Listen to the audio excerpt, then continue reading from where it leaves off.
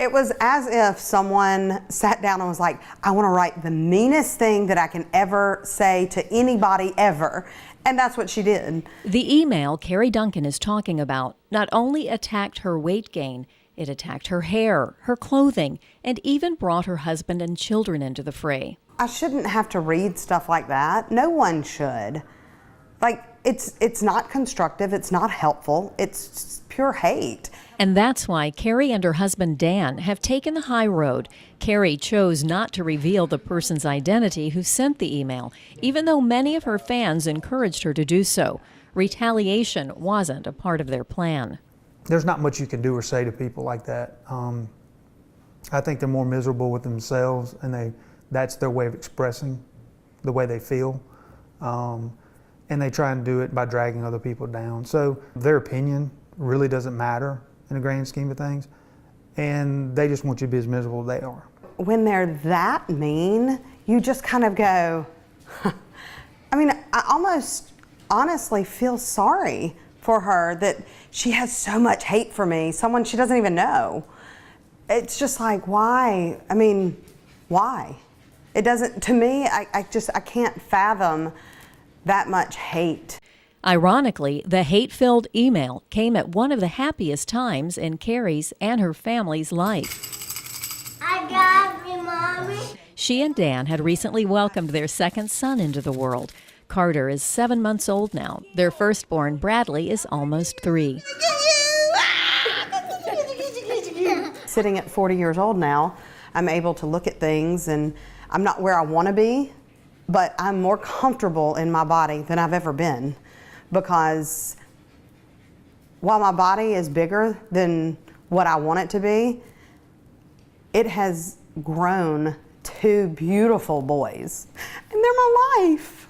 And, you know, I know that is something that so many people want and they can't do. And so my heart hurts for them. So despite the fact that she is at one of her heaviest points in her life, and that's something she wants to change, she knows what is most important, and her family life helps put things like hateful emails in perspective. She says her children are gifts she's especially thankful for because Carrie and Dan got a little later start than some couples, marrying in their mid-30s. I couldn't have asked for anything better than the way I have it right now in my life. With Carrie and the 2 sons that I have, it's what I waited for. I look at myself as so blessed, and I have 2 healthy babies, and that's a miracle in itself. So I'm so thankful, and when you are a thankful person, it's really hard to be a hateful person.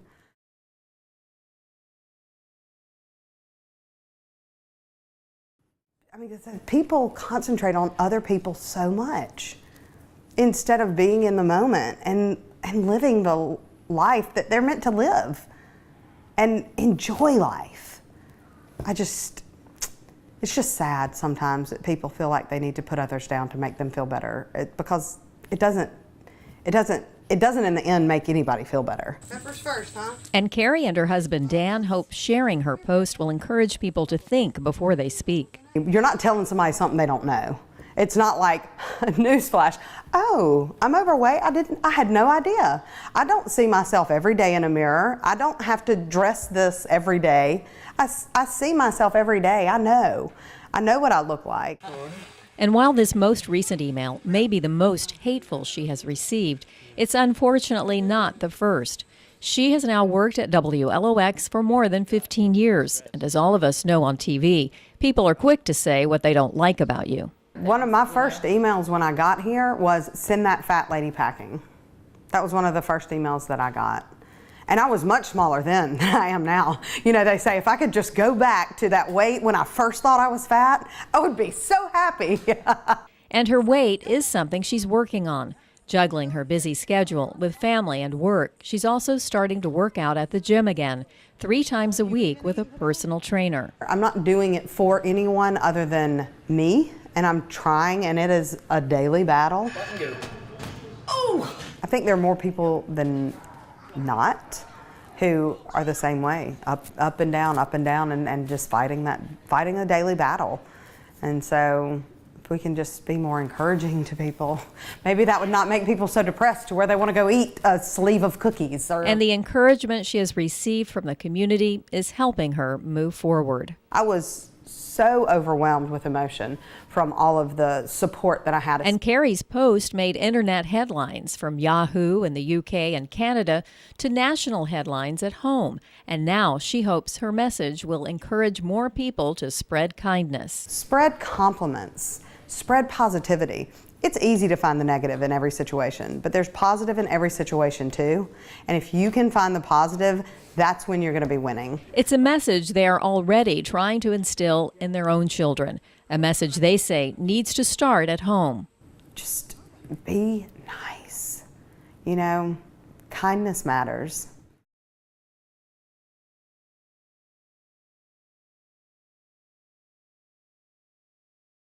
I am very disgusted, and I choose not to watch you until you either redress her or she leaves the air.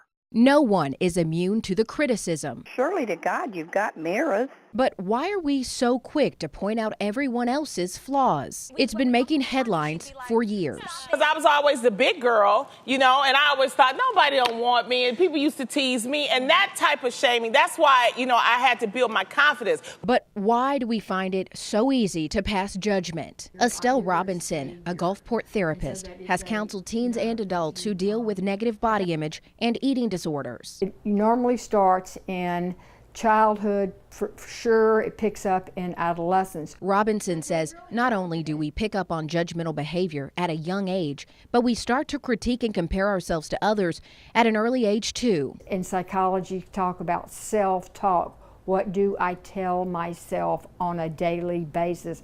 And we've realized in psychology that whatever your self-talk is, you begin to believe it. Parents play a big role. I say it's an old, maybe it was the original parenting style of self-criticism or criticism of your child. I know how to make you perfect, so I'm going to motivate you to do better by criticizing you. Robinson says too much criticism can lead to self-sabotage, which can stifle social and intellectual development. Harrison Central High School counselor Ashley Britton talks with students on a daily basis who are dealing with body shaming. There are so many new struggles students have. Now it's no longer just you're not skinny enough. We have students that are transgender and they struggle with not being feminine enough or masculine enough. Britton says many students face challenges they don't feel comfortable talking about with their parents or feel they shouldn't care about. She tries to reassure them of their self-worth. But I just encourage them to, you know, you can't place a lot of importance in people's opinions. You have to be happy with yourself, and if you're happy and you're healthy, then you just learn to accept and love yourself.